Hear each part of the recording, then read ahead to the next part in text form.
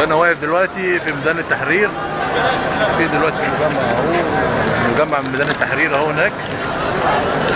في هنا زي ما انتم شايفين الورق في كل حته،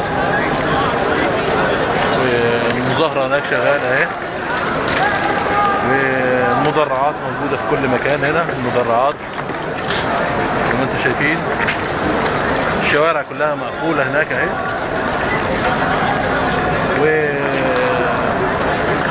الشعب في حالة احتقان كبيرة. عارف ايه؟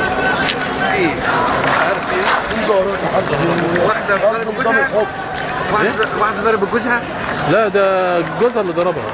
طب ما تصلحوهم على بعض. هنصالحهم دلوقتي. طب ومستنيين ايه؟ بقى 4 ايام على الحال دوت، وربنا يقول حكم من اهلها وحكم من اهله. صلحوهم على بعض، ما تفرجوش الناس علينا كده. لا ما اصله دلوقتي بقى 2. مين الاثنين؟ وهو ومراته؟ هو لا هو وابن عمته. وايه دخل ابن عمته؟ ما هو ابن خالته اتدخل في الامر برضه. طب برضه صلحوهم ان شاء الله. صلحوهم صلح خير. صلح خير. وعاملين كمان على الفكره دي كمان عشان واحد ضرب. اصله امريكا جت هنا عشان تصالح الاثنين دول.